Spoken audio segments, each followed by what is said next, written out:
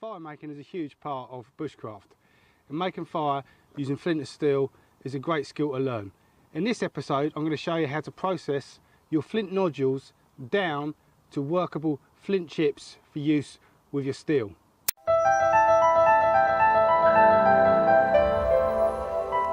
Processing a flint nodule down into smaller pieces to make it suitable for use with a steel for fire making is not a complicated job. It basically just involves smashing a nodule up and getting smaller lumps out of it. I've taken myself out to an Ice Age boulder field here, and I'm going to be using these Ice Age boulders to form my flints. During an Ice Age, boulders are carried within glaciers thousands of miles, and then for some reason a glacier will form a hollow underneath and deposit all of the boulders within the glacier in one single spot, causing these so-called boulder fields. Quite an amazing geological formation.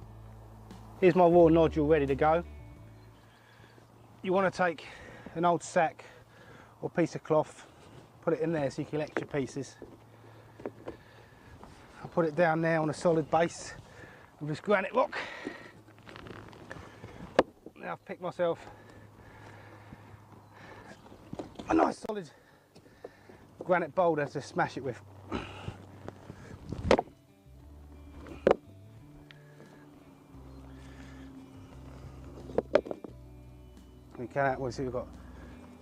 We've got one large half has come out there, which has got some good edges.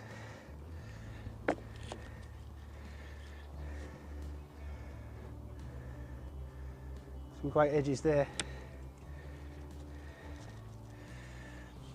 This is a little bit too small, but could be used.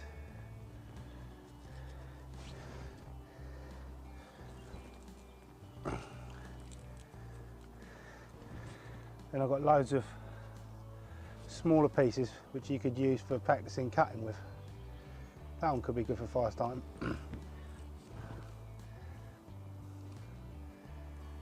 Viciously sharp. Let me put these to one side. I want to get this one down. There's something smaller.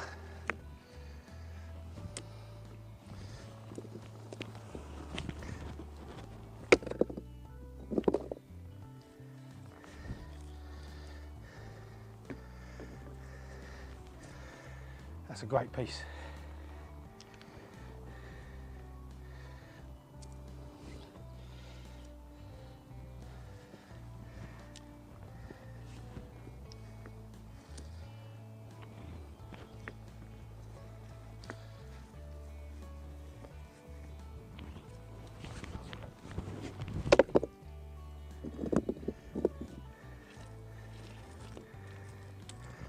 There we go, the mother load.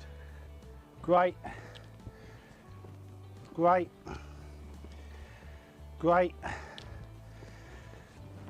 And these two nodules I'll save for later. From that little operation I've got half a dozen good pack size chips. Let me show you what I'm talking about. So this one is a good size, a little bit small. This is a really good size. This is a good size.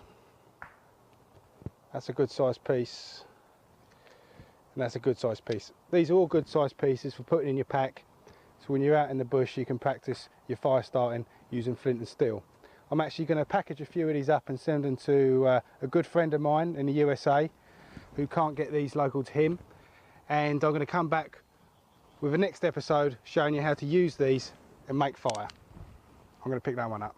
Take it easy guys. If you've enjoyed the video, give me a thumbs up. Get down in the comment section and join in the community, and if you're not already subscribed, please consider subscribing.